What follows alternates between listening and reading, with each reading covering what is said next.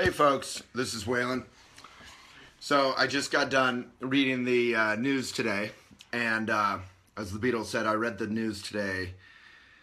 Oh boy, it's pretty nuts out there if you are to believe the media. And the media is getting a lot of hell right now because there's a lot of hell being reported in the media.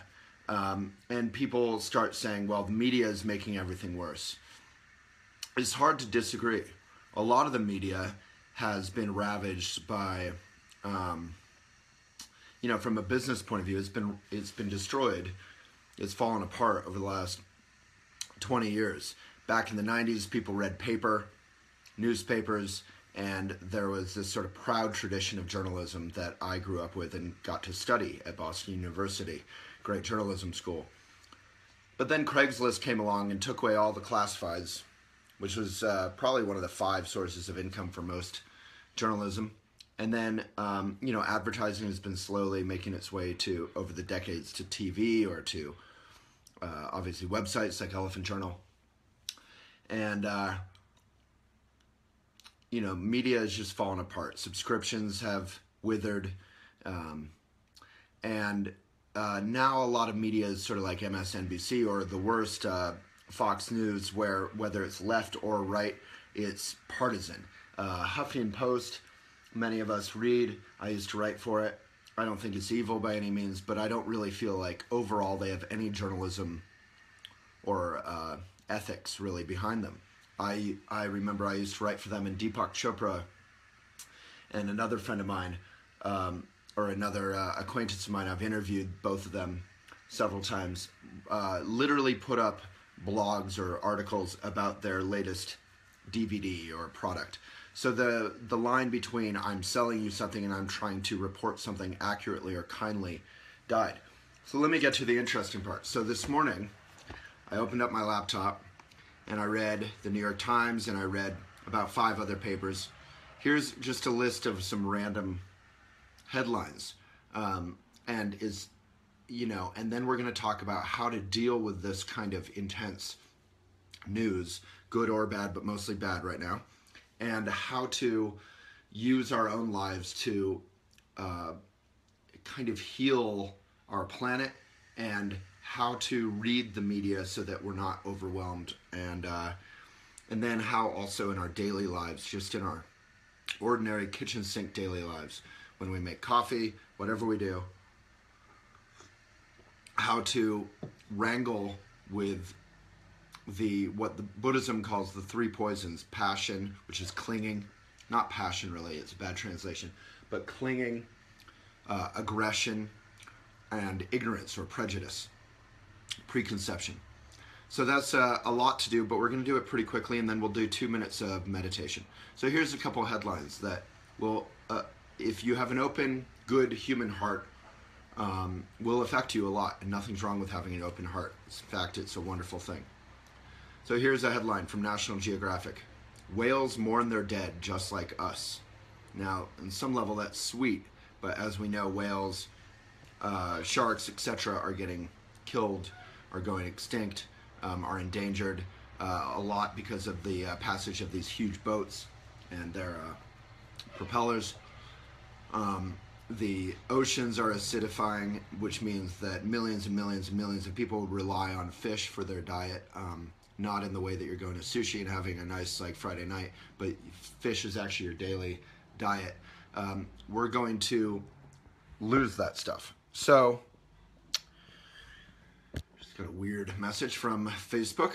Okay, so here's another one that's is heartbreaking, and the comments are heartbreaking. Assault charges dropped for Alabama cop who partially paralyzed Indian grandfather. The charges are dropped. And a couple of the comments, I saw that video, unbelievable. The cop clearly should have been charged and convicted of assault. They investigated themselves and found no wrongdoing. The man was brown and didn't speak American good after all. The cop paid dearly with time off with his family. So sarcastic comment, but his grandfather didn't speak English well. He was in a wheelchair, and he just got taken out. Here's another comment. This grandpa was brought to the States to finally be with the rest of his family. He's walking around some neighborhood, enjoying the weather and clean sidewalks and our awesome effing country, when some neighbors call the police on some sketchy brown dude walking around. He doesn't understand English or the American police system and gets tackled into a wheelchair, put into a wheelchair. Horrible. So there's a whole bunch more here, and I'm not even really cherry picking. I'm not seeing a ton of positive stuff. I am seeing a few. So there's been a lot of talk about with all this violence against police and violence toward police. By police and toward police, and terrorism incidents, whether they're just deranged madmen or they're actually working in an organized way. There's a lot of sadness in the world. So how do we deal with that? Some of us, of course, want to find people to blame. And, you could say the Republican National Convention, which has probably its most, there's a lot in me that would love to be a moderate Republican, and then I look at the modern Republican Party and I'm horrified. It seems to be full of hate. I just read an article about their platform, which is by far the most extreme in recent years. And so first of all, I would say don't stop reading the news. Just find mindful, independent news. I regard the New York Times, it gets a bad rap as liberal by conservatives, but they really do a good job. They'll criticize Obama, they'll criticize W, they'll criticize left and right. They do, like Elephant, I think, have a particular point of view that is values-driven, that is, about equality and these things. But most of the extreme points of view aren't that extreme, and they're in the op-ed, they're in the opinion. So find, whether you like New York Times or not, that's up to you. But find media that is just like food. You don't want to consume hate on a daily basis. You want to consume enlightenment. You want to consume information. You want to consume something that's good for you, that's going to inform you and make you aware of this world and how to interact with it. So that's the sort of media diet. I have a video, which if there's an Elephant editor on, they could put in the comments, which is it's called slow journalism or slow media. How we can read the news in a way that benefits us, so that every day when we read, it's like eating good food, and we feel stronger and healthier and happier in our daily lives, instead of what too often happens is the opposite, where, say, there's an incident of hate, and then we watch media that sort of is getting off on the hate and trying to get ratings and money. And then by the end of the day, there's people yelling at each other, and instead of coming together after a national tragedy or a moment of sadness, we're farther apart. So everyone who was around remembers after 9/11, there was a week or so of just national pride in a soft way, and national mourning, and people really came together. The love was apparent all over the world for the United States, and also in the United States, left, right, black, white, rich, poor, everyone kind of came together and helped out. There were so many millions of gestures of kindness. And then, that's the kind of reaction we can have after any tragedy, that it actually brings people more together instead of hating each other and blaming. Now, there are problems, of course, that we have to deal with, so we have to figure out how to deal with them. But generally, striking out in aggression will just create further aggression. While that may sound like a truism, it really is a truism. Like many cliches, they're cliche because they're true. So if you want to leave comments or questions or anything, I'll read them and I'll answer them at the end, right before we meditate. So, I think it's also important, number two, to have a view of history. History is incredibly valuable stuff. There's this quote at the University of Colorado, which is a couple blocks this way, on their big library, and it says, he who forgets history remains forever a child. Except it's much more inspiring than that. But ironically, I forgot it. But the point is that if we feel like we're in times of hatred and the whole world's going to hell, we have only to look at other years, like, say, 1968, when Martin Luther King was assassinated, Robert F. Kennedy, running for president was assassinated. There's been so many times, the Vietnam War was on. Protests were on every college campus, and a lot of the protests were hopeful and full of peace and love, but there was also a lot of anger. So, as Allen Ginsberg reminded us, and he was a wonderful, skilled protester, aggression just creates further aggression. So if you want to get back at aggression or end aggression, you have to figure out how to kind of deal with it from strength, from kindness, from strong kindness, really. So if you hate, say, Trump, or if you hate Obama, or if you hate ISIS, or if you hate Hillary, we're being encouraged to hate one another right now. And it's silly that you could even say ISIS or Obama or whatever in the same sentence, but we have so much hate. And it's fine to disagree with one another, but hate is another thing. Even the Bible will talk a lot about, how do we deal with our enemy? Obviously, ISIS is killing innocent people, which is the definition of terrorism. But many of us, countries, kill innocent people. Hopefully we don't do so intentionally, so there's no false equivalence, but we do have to take responsibility for our effect in our daily lives as well as on the world stage. So I can't solve all the world's problems right here. I wish I could. I can barely even do my own dishes or recycle my empties, but I can pass along a little bit of the Buddhist wisdom that I was lucky enough to grow up with, and that trained me from being a kind of crazy wild horse into being someone who is still nuts and ridiculous, but is hopefully trying to be a benefit every day. So there's this great quote by my Buddhist teacher, Sakyong Mipam. I have it around here somewhere, but it says, if you want to be happy, do you want to be happy? If you want to be happy, the best way to do that is to wake up every day and think about how to be of benefit to all sentient beings. And that includes yourself, but it also includes cows, it includes chickens, it includes people who aren't like you, which could be African Americans or it could be Republicans. It depends what side of the fence you are on, but it includes other. And then if you want to be unhappy, the best way to do that is to obsess about yourself.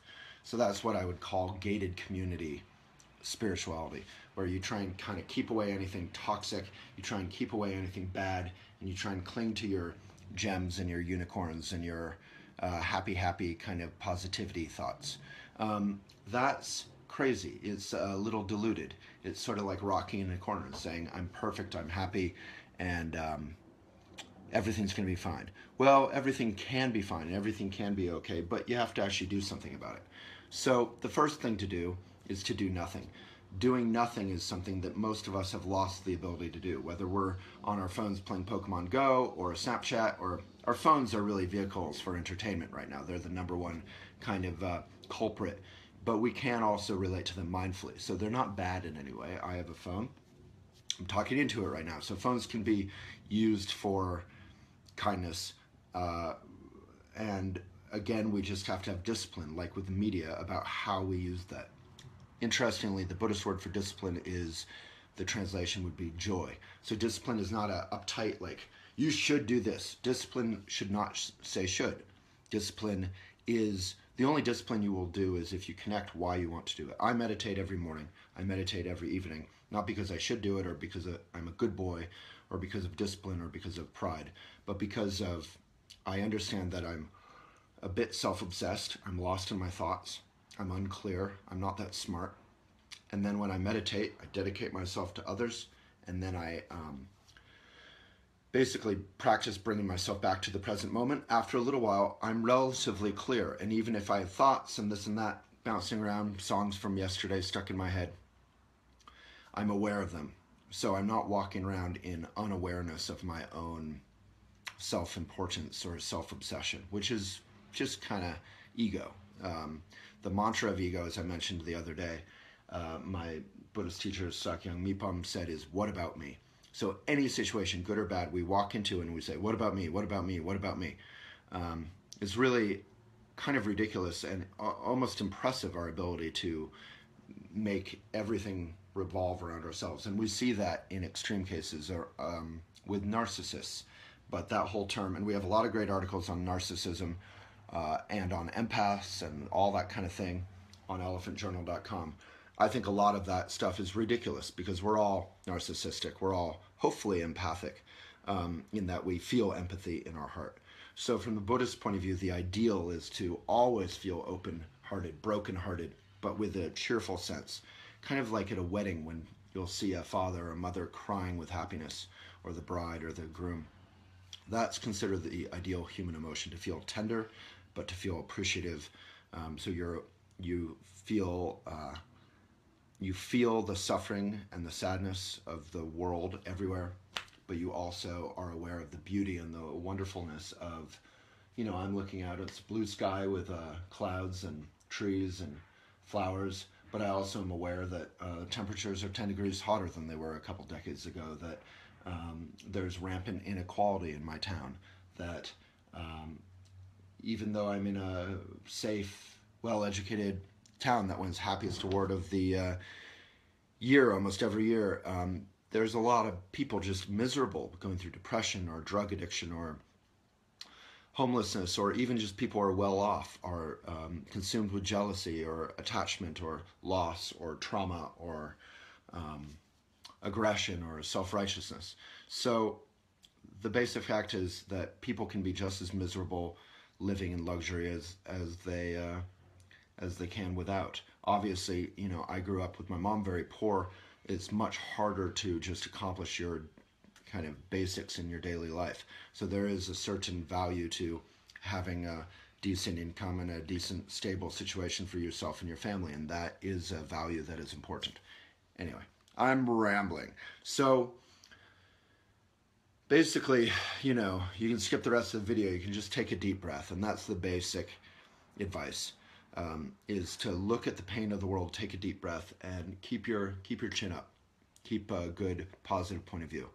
But if you want to transform your life into a vehicle for good, you need to do a little bit more. So there's meditation practice. We could do that for a couple minutes. Those of you who have already done it or who have already done these with me, you can just kind of tune me out if you like and practice. So meditation practice, and then I'll go through all your comments.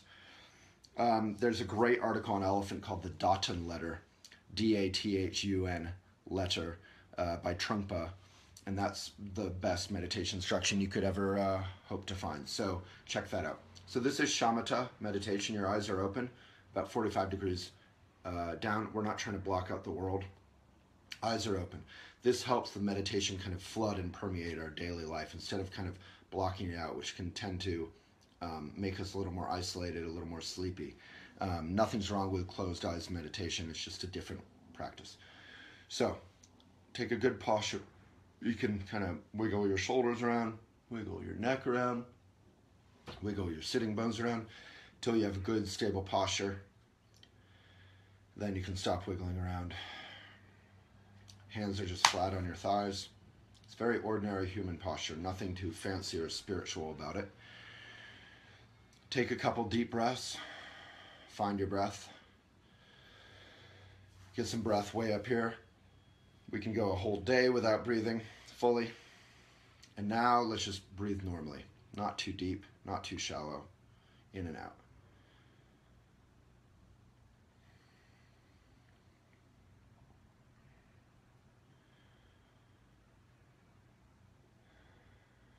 Breathe in, breathe out. Before we can be of service to the world, we have to learn how to do nothing first.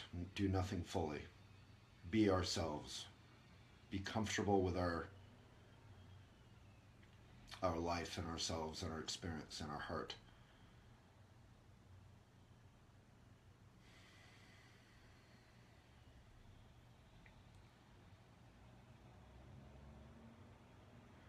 It's okay to hear the sounds, to feel your body, but just focus on your breath lightly.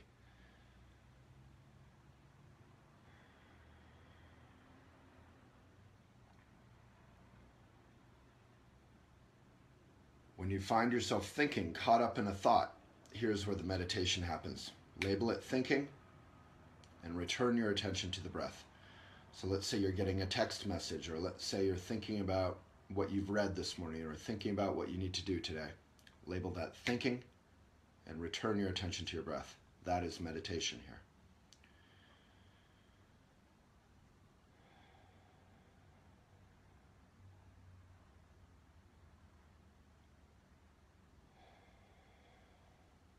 Then dedicate the merit of your practice and your day to the benefit of all sentient beings. So that's how easy it is, or that's how simple it is, I should say. It's not easy. You could do that for the rest of your life. But the point of meditation practice is that it's practice. What is it practice for?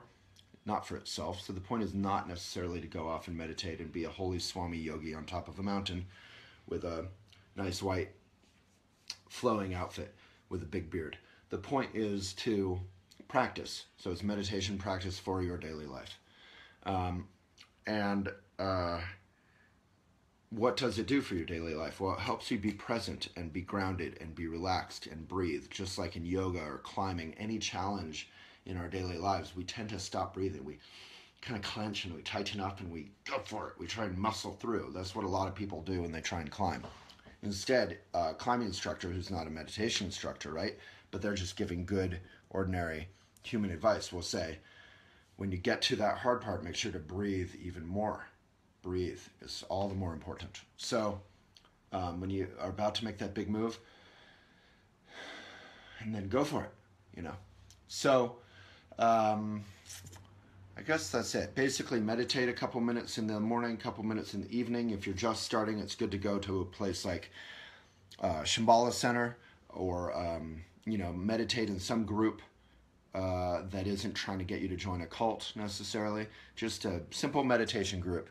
That can really help in simple meditation teachings. At least here in Boulder, there's a Monday night free meditation and lecture class at the Shambhala Center. So check out your friendly local Shambhala Center, and if they try and get you to join a cult, you don't need to do that.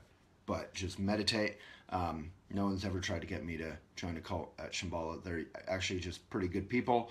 They try and teach meditation, and if they are trying to get you to sign up for something, then tell them to go to hell. So you don't have to be scared of that. I'm only saying that jokey joke about cult stuff because I feel like a lot of my friends are wary of doing anything spiritual. On the one hand, we want to learn how to be good people, but on the other hand, we don't want to be involved in some weird thing necessarily, which is fine.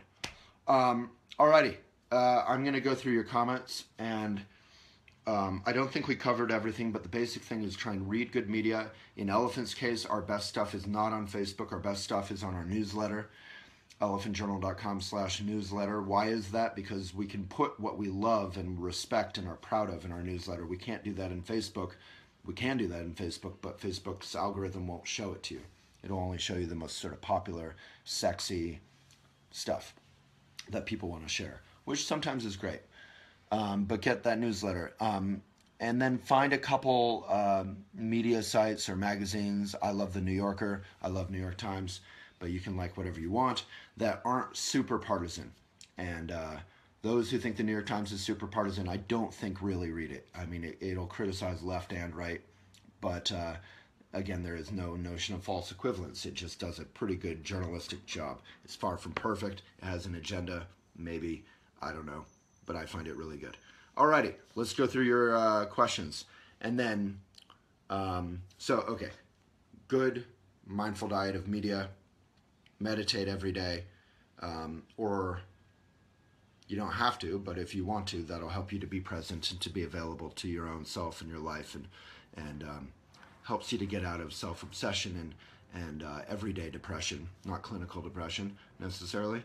And to be available to the world and to be able to take responsibility for your own life and kind of get out of your own difficulties in a responsible, meaningful way.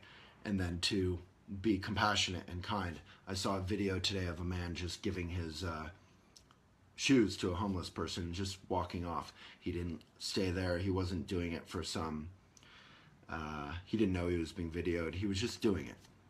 So we can exercise kindness in our daily life more now than ever. So the more suffering you see in your media feed, the more kind you can be every day. And you know what? Kindness feels great. Kindness is kind of healthfully addictive stuff. And again, kindness has to include yourself. That's Maitri. That's a blog I mention almost every time. So please, let's put that in comments. Kindness has to include yourself, or it becomes something called idiot compassion, which is also a blog I've written about. It's a Buddhist term where your compassion is really selfish and not necessarily good for anyone. Alrighty, I'm going to read your comments and questions and answer them to the best of my ability. Christian, we are losing compassion for each other at an alarming rate. It's heartbreaking. We are, and at the same time, compassion happens in millions of moments all over the world, in every town. I mean, you're completely right, but at the same time, we can't believe that media is showing us everything. Tracy, look beyond the media.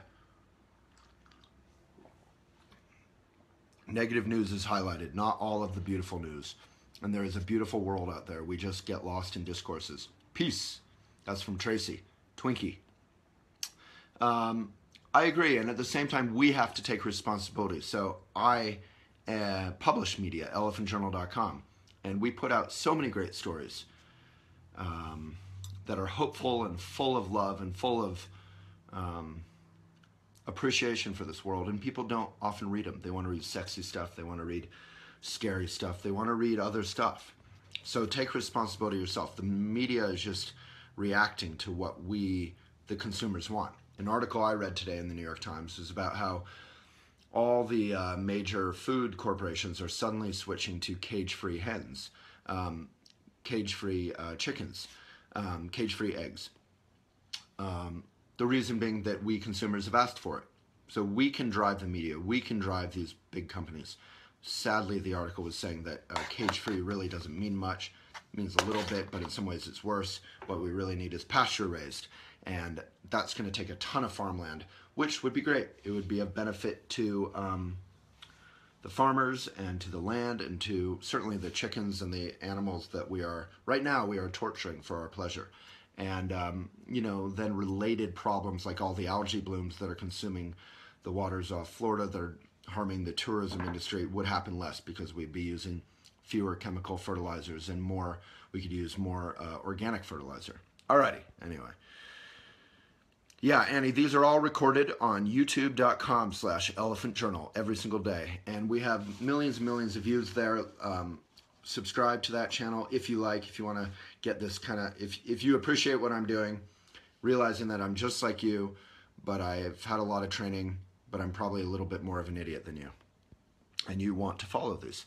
Emily, kindness, just focus on it. Any ugly that shows up within or outside, smile, bless that ugliness, and focus on the kind. Emily, or Emmy, yeah, I appreciate the sentiment, but at the same time, we don't want to block out ugliness, like, because then very quickly, you know, we're blocking out elderly people. We don't, in America, we don't have elderly people in our daily lives. They're shuttled off to old age homes, or we block out sick people. We keep the hospital world away from us, or we block out prisons. Many people in prisons shouldn't even be there, and it's not even good for them. Or we block out poor people, homeless. Suddenly we're blocking out enemies, people we don't like. Suddenly we're blocking out half the world. We have to actually, so there's a practice called Tonglen, and we could put that in comments. We actually have to let it in fully with a soft heart and then breathe out. So that's a practice. You don't have to cling to the ugliness. You don't have to get kind of become ugly yourself. But ironically, many of the people who push away ugliness, not in the way I'm sure you're talking about, will become uglier. They become less compassionate. Pema Chodron has a quote. She says, we have to let the world's suffering or sadness make us softer, not harder. All right, Kaylin. Christian. Connie. Shadi. Saskia. Just reading your comments or your names. If you haven't said a lot in terms of a question, I'll just acknowledge that you wrote something. Finding happiness is a paradox, and it's not that you should focus on yourself first before you can be happy. Be kind and help others. Well, it is a paradox, but we're not trying to be philosophical. We're trying to be practical. How do you be happy? You be happy by you be happy. You can be happy by learning how to deal with your or my self-obsession and just meditate and just come back to the present. So that's why meditation is so helpful, even a couple minutes a day. Then we can also further happiness by reading a good book. I like Pema Chodron. I find her very wise, very accessible. Oprah loves her. Everyone loves Pema. You get a Pema Chodron book, and you get a Pema Chodron book. And then we can be happy by then making our lives about something that isn't us. So volunteer. Help people out. Even if you're not volunteering, just do your own dishes. You know, take care of your own daily life, and then you'll find that you're more available to help with others. Often we try and solve the world through our own self-righteousness before we even can deal with our own self. So, alrighty, some other comments. Hey, Laura from CA. Yeah, say where you're from. Ohio. Thankful in Ohio. That reminds me of Sleepless in Seattle. Maria. Awesome. ING. I want to come do horseback riding with you. That sounds amazing. Thank you, Carlene. Appreciate it. Marissa, we've been doing these on YouTube, so find them on youtube.com/elephantjournal. And if you find this too long, too rambling, you might be right. The YouTube ones are much shorter, much more together, and I interview people like Michael Pollan or Joel Salatin or Deepak Chopra or whatever. And I also do these little sort of helpful mindfulness tips for everyday life. Alrighty.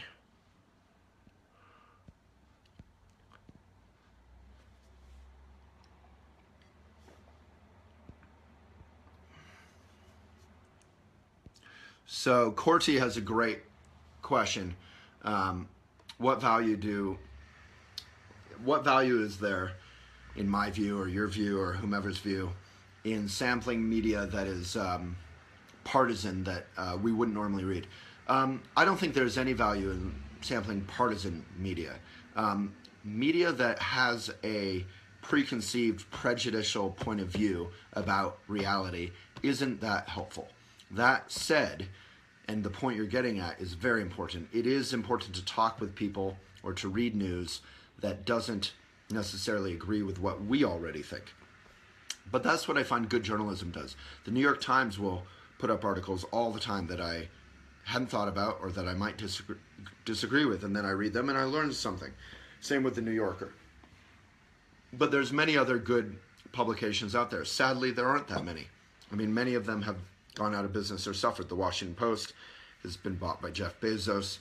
The Wall Street Journal has been bought by Murdoch. A lot of the great papers of the 70s and 80s and 90s have fallen on hard times. So the best thing you guys all can do out there is find some responsible media that you'll sometimes disagree with and value that disagreement and subscribe to it. Support it. Cordy, amazing question. Douglas, oh, thank you, man. Denise, love this.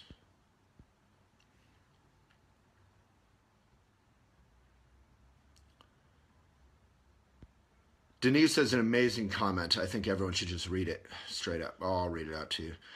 I just posted about these same things. Take a deep breath before reacting to all the issues of the day. It's not about ignoring the issues, but being aware of how you react to them and each other. Treat people with kindness and understanding. That's easier said than done. And when we fail, we have to treat ourselves with kindness and understanding. So, like last night, we have an elephant staff retreat going on. We were all in this room watching Bad News Bears. And that movie I love because it's a completely un-PC, 70s look at coaching a baseball team and a whole bunch of like wacky kind of losers. And but it's not this Disney cliche where they go off and everything's happy. It's really intense. It deals with some physical, I don't know if I'd call it abuse, but violence, drinking, all kinds of tough issues, trying to win instead of being ethical or being a good person. And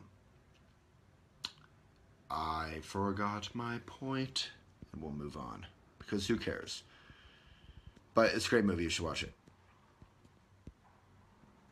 All right, there's Tong Len in the comments. Who is the elephant editor who's leaving all these comments?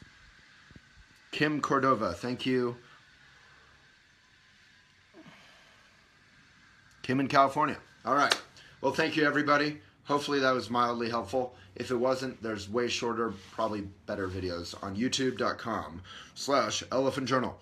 Or you can get all the Walk the Talk Show videos on elephantjournal.com's homepage. They're organized and they have nice photos and they're pretty and they have intros and they have resources. So I should start recommending that. That's probably the best resource. So if you want to support Elephant, you can do so free, elephantjournal.com/newsletter. You'll get our best stuff. If you want to subscribe, you can do that. It's $1 a month, which is the cost of, what, a very small coffee. And if you don't want to do either, you can contribute. And you can be a part of the solution. Just contribute your own story. You don't have to be an expert. You don't have to be a writer. We have great editors who will help you out. Alrighty. Thank you so much. And we do this every Monday through Friday, 11 a.m. MST. We could all sit up straight, take a deep breath, and give it away. See you tomorrow.